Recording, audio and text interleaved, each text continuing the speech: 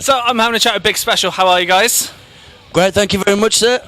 Wonderful. Good. Here at 2000 Trees. Yeah, man. How's your experience of the festival been so far?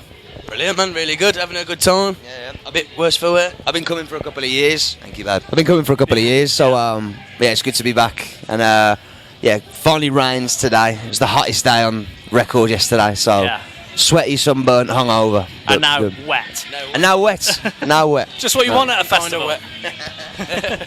Now, you've been slowly releasing new music. Recently, this Here Ain't Water, the latest one. Tell us a bit about that, first of all.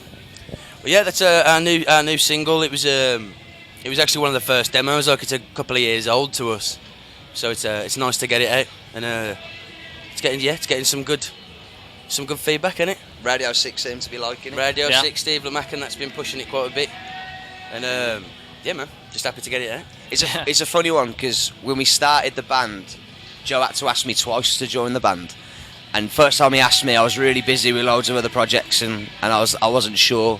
And then he sent me the demo for This Here Ain't Water, and I was just like, yeah, I'm 100% in, 100% in. And yeah, well, that was lockdown, wasn't it? So that was in the middle, maybe something like that. Just over 2 years ago. And look at us now. Yeah, it's just we've got the album recorded and stuff, and that's just another stepping stone towards that, like, you know. So that's the main thing. But yeah. Did you like it? Yeah, definitely. And you've just answered my next question. In that, are we gearing up to a bigger body of work? Yeah, so man, absolutely. With the album on the way, how's it sounding at the moment? Where are you at with it? It's pretty much, it just needs mastering now. Like, we've been working on the album for a good couple of years before we started gigging last year. So it's very much been born of, like, the album idea, like. So yeah, man, that's what's really, like. Yeah, good. And is it a continuation, like, with the singles that are out there? Is it sounding all pretty much the similar vibe and a continuation, or have you got some other twists and turns? Yeah, there's a few twists and turns in there. It's like, you know, we wanted, you know, we're big music fans and we love albums still. You know, I know a lot of people ain't as fussed now, but like we love albums and really wanted to make something with a narrative kind of flow to it. You know what I mean? And yeah, just wanted it to feel a bit like a movie, and so we got a few twists and turns in there, defo. Yeah, good. And as it's only got the mix and mastering left now, has ideas started to float around for the release after that? Oh yeah, man, we're already well in. Got about 7 demos down for the next one. So you've always got to work an album ahead, haven't you? So we're non-stop writing. But because there's only 2 of us, it's double mic. Look at this. Because there's only 2 of us, it's quite easy. Wrong website. Yeah. Quite easy to pump out the tunes as fast as we can, like. Yeah. No, you're right though, man. Yeah, it's like stay ahead of the game. Like, everyone's trying to get you to do stuff quick. So I think if you get a couple of years under our belt before we come out with it, we'll stay ahead of it then. Yeah.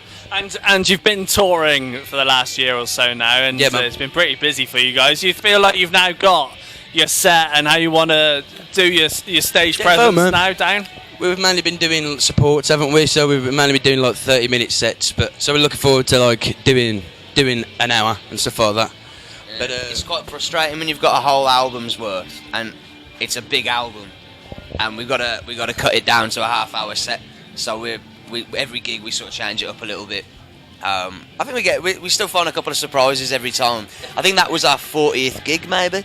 Yeah. Something like we haven't done. You know, we've only been gigging for just over a year, so. It's still finding its feet, still making each other laugh on stage, like just trying to get more comfortable, you know. That's it. Getting used to it. Definitely finding the rhythm and that though, ain't we? You know, like definitely got over like a couple of humps when it comes to nerves and all that sort of stuff. And we've just let it naturally like show itself over the last year. We didn't want to like overthink it too much in a live sense. But yeah, I feel like getting there now, like really enjoying it. Look forward to all the gigs. Still get nervous and that, but you know, it's it doesn't over ramp the excitement. You know?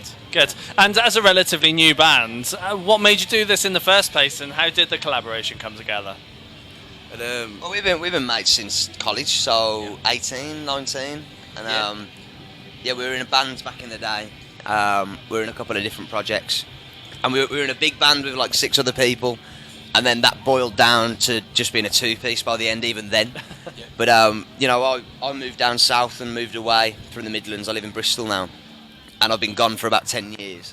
And I think I was doing other projects. Joe had another musical project, and I don't know, just sort of, it was a bit fake, wasn't it? Really, but we knew we both worked really well together. We're best mates, so it was really easy and came really naturally to us just to sort of come back to it. And when Joe came to me with the formed idea of it, it was I've been a Joe Hickling fan since day one. So second I saw the meat and bones of it, I was like, all right, let's make something special of this. Like, it's been a year of gigging now, but it made sense really. It feels the most easy, natural thing, just working together. We bounce off each other well. Slip back into it, didn't we? You know, like I said, I've just been busy jobs and music for the last 10 years, and just had the idea of doing something different, like something I wanted to do. I suppose like confidence was keeping me back from this kind of stuff for a while. And the only person I wanted to do it with was Cal. Like, if Cal didn't do it, I was going to do it on my own. And, you're just saying that, really? No, man, that's not like I said, because we played together back in the day, and like that was all. We were always really tight and worked well. And I was doing this thing. I knew I didn't want it to be like a full band thing. I wanted to like be able to experiment instrumentally, and then not have to recreate that on stage and just do vocals. Yeah. And here's the obvious other half. So that's why I asked him once. So that's why I asked him again. Yeah. And then it's like we just slipped into it. Then since then, just been fucking cracking on. You know. Yeah man. Good. When it comes to the writing side of things, how do tracks tend to start off? Is it a lyric, a riff, a melody? How do they start? We just let it go, man. To be honest, like, this whole thing started just from like just trying to experiment without much thought beyond that. I wanted it to be a mixture of like singing and poetry and stuff. And other than that, just wanted to mess around and just see what happened. Start a lot of loops and stuff back and forth. Send a lot of like random little 8-bar ideas of a mad drum beat with a big synth on it. And he's got books and books and books and books of lyrics. So he's not got a shortage of words to say. He's got too much to say sometimes. But yeah, it just sort of forms out of that really. I mean, sometimes you'll come with like a bit more of a specific idea and we'll work from that. But yeah, it's all. We're big editors though, ain't we? We like to get something down loose, get it out your head, and then come back to it, and you know what I mean.